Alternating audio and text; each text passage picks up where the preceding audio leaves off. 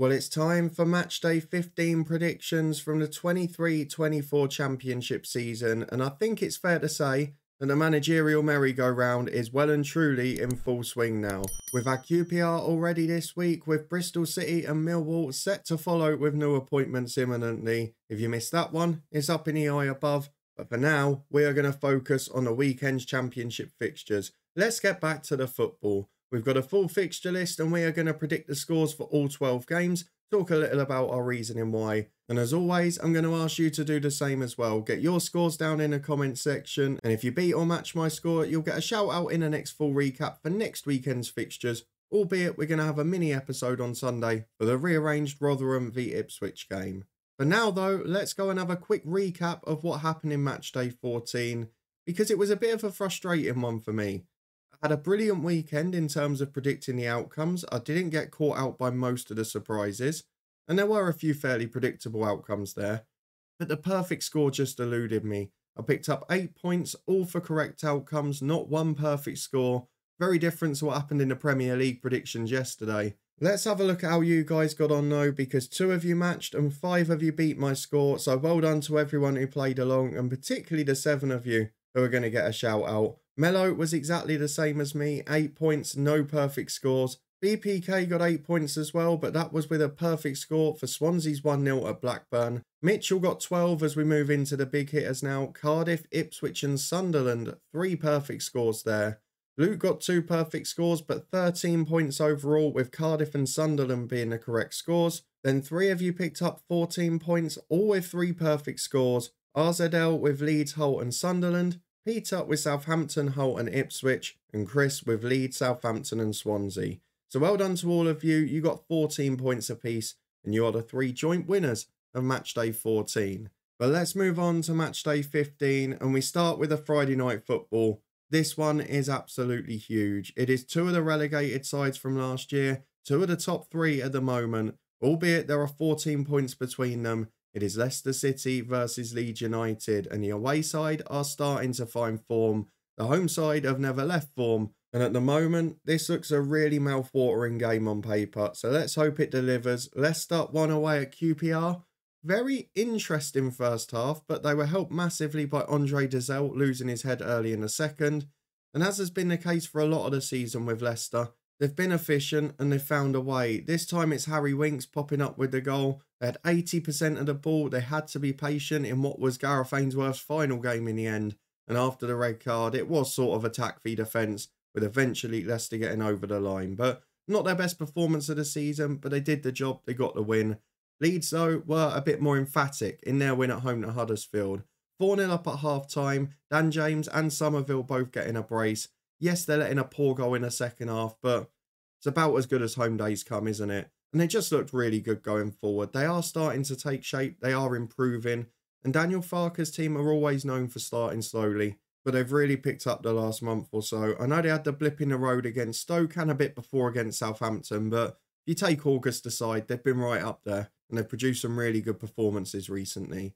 So this game has the promise of being absolutely brilliant. Leeds are going to be fluent on the counter-attack.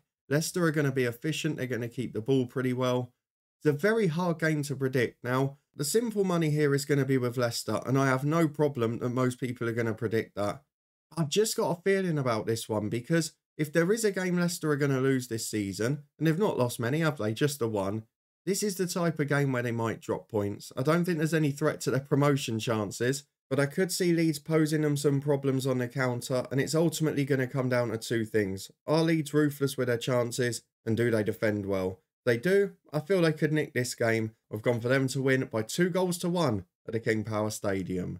Let's move on to Saturday, where we're all 3 PM kickoffs, and we start with Birmingham City versus Ipswich Town. Not quite the start Wayne Rooney was hoping for. A 3-1 defeat at Southampton. They were second best, there's no doubt about that, and they did deserve to lose. But I've got to say one thing. How did they not get a penalty? I mean, Gavin Bazunu, it was basically GBH. I mean, I don't know how he got away with it, but still, Birmingham didn't have a lot of the ball. And the problem I have with replacing John Eustace, and I talked about this, is yes, it's great that they want to play no-fear football and they want to be more aggressive, but they had less than 30% of the ball. They had 2 shots on target, and maybe they should have had a penalty, yes, but they didn't really offer a lot going forward, and all they were worse defensively. So there's got to be some sort of sign soon. It's something we talked about in the manager special. The first 5 games on paper were really difficult, and if Birmingham don't win any of them, we're already seeing some fans turning on Rooney, and it makes it hard for him.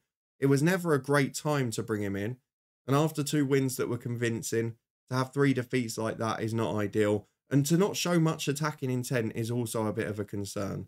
But they got a goal, Jay Stansfield again. Not sure if he's going to start this game because he has been scoring goals for them this season, but Ipswich are a side that in a league at least are absolutely flying. Very disappointing performance in the cup in the week against Fulham, but they did rotate a bit for that one. I know Walton dropped one in his net, he had a bit of a shocker. But otherwise, they got a couple of people rested for the weekend. They've still got a very good side. And I fancy them away from home because one of the things we've seen with them this season on the road, they're a lot more compact, they're a lot more tight, very few goals in the away games for Ipswich. Much the contrast to what we've seen at home. So I'm going to go for the classic 1-0 away win. I was right when they did it at Bristol City. I think they're going to do it here. Ipswich to win by 1-0. Let's move on to a game between what might be 2 new managers. It is Bristol City versus Sheffield Wednesday. Danny Roll got Sheffield Wednesday off the mark with their first win of the season at home to Rotherham. It's one of the outcomes we got right.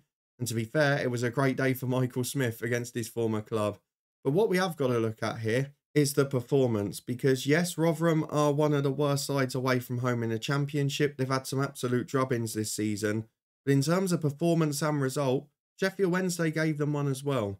Dominated the game, didn't have a shot on target against them, had all the clear chances in the game and arguably should have scored 3 or maybe 4. It was a really complete display and showed attacking intent, which at Hillsborough for the rest of this season, they are going to have to do, albeit against far sterner opposition. For Bristol City, a bit of a weird week because Nigel Pearson departs with some weird statements from the chairman. They're only 5 points off the playoffs, which looks interesting when they're in 15th place, I appreciate, but 2 wins in their last 5.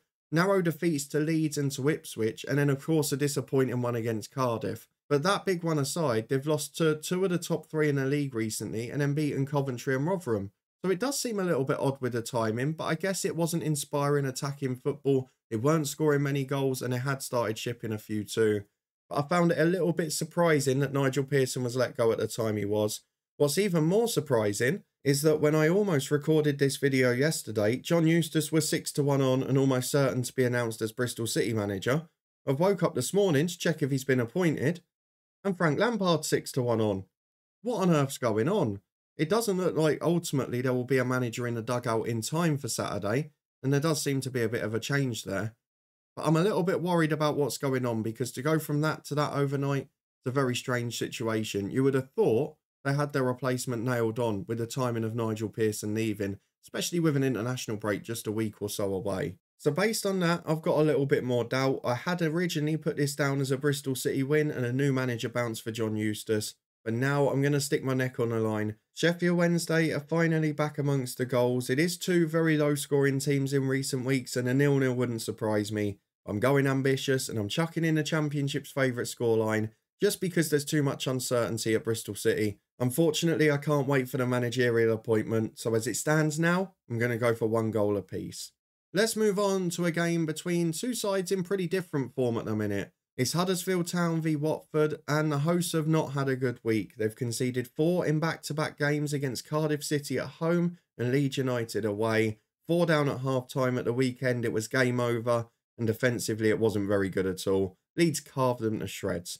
Watford, though, have had a very good week. 7 points, 2 1-0 wins, then a late equaliser against Millwall at the weekend.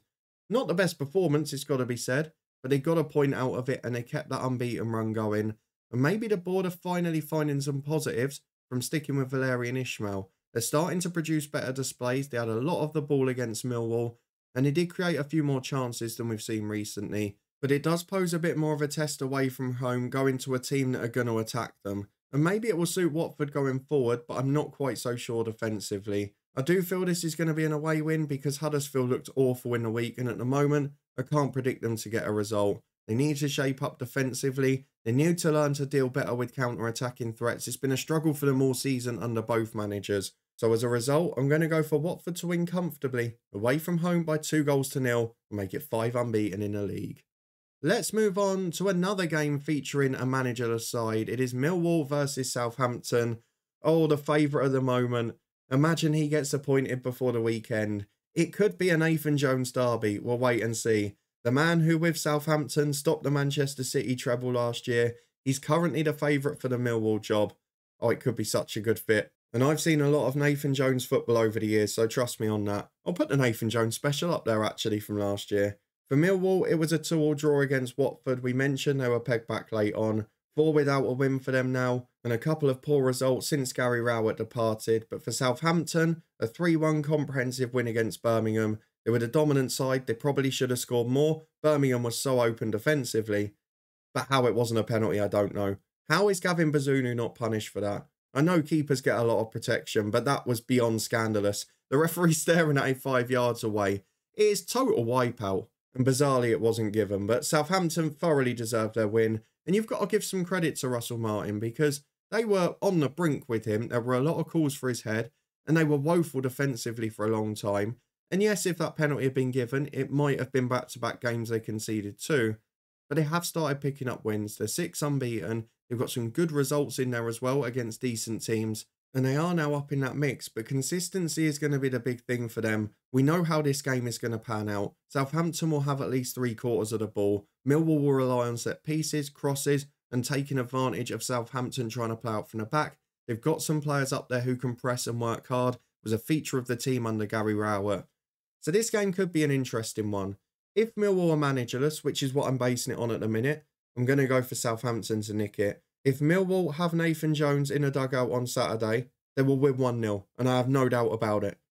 But that's not the case at the minute. They're conceding goals for fun, and as a result, I'm going to go for Southampton to nick it and win by 2-1 at the Den. Let's move on to one of the 2 huge away trips for North East sides this weekend as Middlesbrough go away to Plymouth Argyle. Plymouth beaten 3-2 by Ipswich last weekend in a really entertaining game actually. Thoroughly enjoyable for the neutral and played out a little bit as we expect. Plymouth a bit too open defensively on the road has been the case all season. And Ipswich just flamboyant at home. Didn't create as much as they had at other times. Unfortunate own goal for Barley Mumba as well. But a good effort from them after what had been a solid week with 2 clean sheets and 4 points. But Middlesbrough, well that was the shock of the weekend. We all got fooled. Back in for Middlesbrough, beaten at home by Stoke City by 2-0. Stoke were good value for it as well. Borough had a couple of good chances, but didn't open up with regularity, didn't create many opportunities, only had 3 shots on target all game, missed 1 or 2 others as well. Had a lot of the ball, passed it well, didn't do a great deal with it. A very frustrating day for Michael Carrick, just reminded me of the playoffs so much to be honest. They did bounce back in the cup during the week against Exeter after a bit of a scare, it has to be said, both at 1-0 down and back at 2-2. But they found their goal threat again, they got themselves through to the quarterfinals, and that's a great effort for a championship side. And now they've got Port Vale as well. Borough might have their eyes on one other competition for now, potentially just 2 ties away from Wembley. For this one though, I don't really know what to do because Plymouth have been far better at home this season. They've offered a real threat, they've scored a lot of goals at home as well. You look at their record overall, 4 wins, 3 defeats, you're not getting anything in the middle. 17 goals scored at home. It actually makes them the 2nd highest home scorers in the championship after only Ipswich. And then away from home, you've got Borough who are the 3rd highest scorers. So this promises goals. There has to be goals in this game. It's just about which way they come. And for me, I'm going to go for a bit of a surprise result here. I know Middlesbrough are probably unlikely to drop 2 in a row in the league. But at home, I've been impressed with Plymouth. I feel it's where they've got to get their points. I was tempted to go 3-2 again as both sides' last result ended that way. But I'm going to go 1 better for Plymouth Argyle. I'm going to go for them surprise Borough. Partly the big away trip playing a factor by 3-1 at Home Park. Let's move on to a game that is almost certain not to be anywhere near as entertaining at the minute. It is Preston North End versus Coventry City. Preston a 1-0 defeat away at Hull last weekend. Not the best performance after, 6 without a win now. They've had a horrible run of fixtures in terms of the games they've played.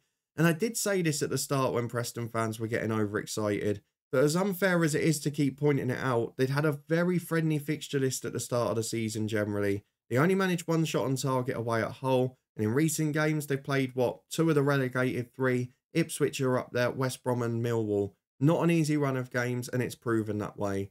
For Coventry, so much frustration. 3 games without a goal now, 4 without a win. Against West Brom, they had a couple of unbelievable chances which they didn't take. And at the moment, they just can't find the back of the net. It's not cohesive in front of goal. And that new look attacking 9 is taking a while to settle. He's tried a few combinations, Mark Robins, but we saw last season it will come good. And eventually they'll make their way up the table. For this game, I cannot see any other alternative. One side may well end their poor run with a 1-0 victory, but if there's more than 2 goals in this game, I will be shocked. It's 0-0, 1-1 or 1-0 either way. And I'm going to be ambitious again and go for the Championship's favourite scoreline of 1 goal apiece. Off to another game featuring a change of manager, but this time with a confirmed new man in the dugout. Martí Cifuentes leads QPR for the first time as they head to Rotherham United. Rotherham, let's get them out the way first. A stinking performance at Sheffield Wednesday. They're abysmal away from home. I don't know how many times we can say it. They did play well against Coventry to get the home win prior to that. But away from home, no chance at all. They'll be glad this game's at the New York Stadium. But QPR come into this off 6 straight defeats, but with a new manager, a new identity. And as we discussed the other day in the manager special, which you can find in the eye above, seemingly a little bit more of the identity we were used to seeing under Mark Warburton when QPR were both stable and a bit more successful. I think we're going to see a lot more possession-based football. We're going to see a lot more attacking intent. But this game is not ideal for it because Rotherham is that game that many fans will see as winnable. It's a huge game between 2 of the bottom 3 as one of them looks to avoid being marooned and close the gap. But QPR are going to have to adapt a lot because the departure from Gareth Ainsworth's style is a big one.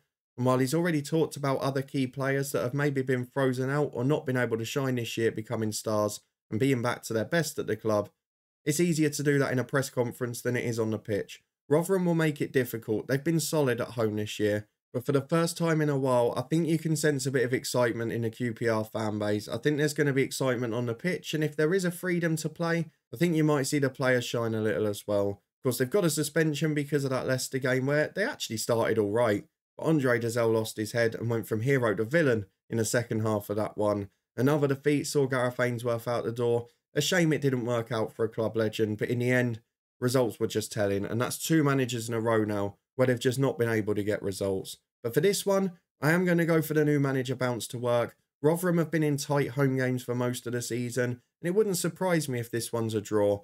But I am going to go for QPR to win it. I do feel both sides will be quite aggressive because it's an important game for them to win, and I feel QPR are going to be the side that overtake Rotherham in the table with a 2-1 win.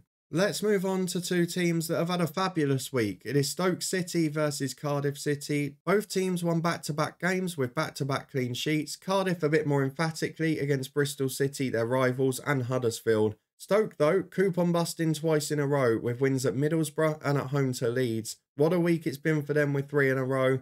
And they are just one of the most inconsistent sides in the Championship. Alex Neil has gone from being under pressure a week ago to looking like a world beater now. And both of these teams come into this game in form, both of them playing really well. The only thing that's swaying me slightly in this prediction is that Cardiff, they've been brilliant at home. They're in the top 6. I mean, what an effort. But away from home, they've only picked up 7 points, and 3 of those were at a hapless Huddersfield last week. So I'm not sure that it's going to be an easy one for them. I mean, they've proved me wrong countless times this season. They may well do it again. This game is a flip of a coin for me. It's going to be a goal either way. And I've just edged Stoke because I've basically gone for no home wins this weekend. So I'm going for Stoke to win by 2-1. But don't be shocked if it's the other way round because Stoke very rarely do what you predict. Let's go and move on to Swansea versus Sunderland. Another huge away trip for a side in the North East. Both of these sides got a good result last weekend. Swansea ended a poor week with a 1-0 win at Blackburn. Sunderland did the same with a 3-1 win at home to Norwich. And for Swansea, a little bit inconsistent in recent weeks, but definitely finding a bit more form than the start of the year. They were probably second best for most of the game at Blackburn, let's be completely honest about it. It was another one of the games where the host dominated but didn't take their chances. But Swansea held on, they hung in there, they got the goal, and they nicked a 1-0 away win, which is the perfect result, isn't it? So no complaints for them after a couple of defeats, and to be fair, they played pretty well against Leicester and didn't get a result, so I'm sure it all evens out eventually. For Sunderland, a really good performance against Norwich. They needed it. They had 3 defeats in a row. The Borough one, of course, caused by the red card. But then Stoke and Leicester, a disappointing week. Really recovered against Norwich. A good performance, a good result. After 3 successive defeats, I know it's a bit of a cliche, but the heads could have dropped at 1-0. Instead, They fought back, they dominated the ball, they created chances, and they took advantage of a poor Norwich defence. They've produced an excellent performance, and to be fair, the sides they've lost to are generally either in good form or sides we'd expect to be up there this year. Otherwise, they've produced good displays, they've scored goals, and that makes this game quite hard to predict, because if you went on the last couple of matches, you might say, oh, this could be a low score in a 1-0 either way. But I'm going to do my usual here. I'm going for a thriller of the week, I'm going for a 2-2 draw, and you know what that means, don't you? It's going to be 1-0 either way. The final game on Saturday is West Bromwich Albion v Hull, and no, I will not be predicting a 2-2 draw here. West Brom make it 3 clean sheets in a row with a 2-0 win away at Coventry. Hull make it 2 clean sheets in a row with a 1-0 win at home to Preston, and all in all, both sides will be pretty happy with their week. West Brom coming up the table now into 5th place. All I can say about those last 3 games, they look like a Carlos Corberán side. Very sturdy defensively. Yes, they gave up 1 or 2 great chances against Coventry, but overall was very solid at the back. They were counter-attacking, they were quality on the break, and at the moment they're popping up with the goals to win games, which is absolutely pivotal. For Hull, they've been really impressive all year, generally better on the road than at home, which makes this game hard to predict because West Brom have been solid at home. For this one, though, there is no doubt it's going to be low scoring in my mind. Could be 1-0 either way. Again, very similar to Preston Coventry, and I was flittering between the 1-0s and the 1-0s. In the end, I've gone for a 1-0 home win. I just feel West Brom under Corberán maybe have slightly more going forward at their disposal. And if you've got 2 defences that are cancelling each other out, I feel if one's more likely to score, probably West Brom. But again, could go either way this, or more predictably, might end up being a 0-0 draw. The final game is on Sunday lunchtime, and it is Norwich City versus Blackburn Rovers. Blackburn lost 2-0 at Chelsea in the Cup in the week after a disappointing day at home to Swansea. And in both games, you have to say the same thing. Created chances, didn't take them. It has been a story, largely of Blackburn's season, playing some lovely football, trying to get attacking chances, creating bundles, but they're just not consistent enough in front of goal. If they had a like-for-like replacement for Brereton Diaz, they'd probably be 5 or 6 places higher in the table than they are, and they'd certainly have picked up a result against Swansea. They are still a little bit brittle at the back, albeit there has been improvements in the last month or so. But the big worry for me is not taking chances, because they should probably be scoring 2 or 3 a game. They're actually one of the worst in the league for converting XG into actual goals, which, not my favourite stat, but it does need to be mentioned this time. For Norwich, though, they're hapless at the back. And if you're coming up against a side who are creating lots of chances, what you don't want to be is a leaky defence. If Blackburn are going to create chances, they're probably going to score them in this game because they're going to get more than they usually would. Norwich have fallen apart since Sargent got injured and the deadline day defensive sales. They were beaten handsomely at Sunderland and you would just not trust them to hold on to a lead. I wonder how long Wagner's got, or are they going to give him time because they sold key players and have had key injuries. And they've had a tough run of games in fairness. They lost to informed Swansea, then they lost to Leeds, Borough and Sunderland, all sides who are going to be in the top 6 or 8. For this one, though, I've got to be honest with you. Both defences will concede for me, but Blackburn will create bundles of chances, and if they've got their shooting boots on, this could be any score they want. I'm going to go for the visitors to win it. I'm going to go by 3-1. Well, with that out the way, let's have a quick recap of what I've gone for this weekend. 2 teams to score 3. Surprisingly, Plymouth at home to Middlesbrough, and Blackburn away at Norwich on a Sunday. I've gone for a gritty 1-0 away win for Ipswich Town at Birmingham, as Wayne Rooney's poor start will continue. And I've gone for a new manager bounce for Queen's Park Rangers, with Marty Cifuentes to get a 2-1 win at Rotherham. Those are just my predictions for Matchday 15 though. Do you agree or disagree? Let me know in the comment section below. You may have an advantage if you're doing these a bit later on, because of course both Bristol City and Millwall might be a bit clearer in their managerial situations by then. But for now, if you enjoyed this one, please do put a thumbs up on it. If you beat or match my score in the comments this week, you will get a shout out in the next recap next Thursday. In between now and then though, we'll have a mini championship prediction on Sunday for the Tuesday night game between Rotherham and Ipswich. We'll also have more Premier League predictions. You can find yesterday's up in the eye above. It's also FA Cup first round weekend, one of my favourites of the year. We're going to be watching the Friday night game on Twitch tomorrow, so you can come and join me over there if you want a bit of football chat. It's all chilled out and relaxed over there. Keep your eyes peeled for more manager specials from the Championship, as we know we've got a couple round the corner. I'll see you back here Sunday as we look ahead to Rotherham v Ipswich.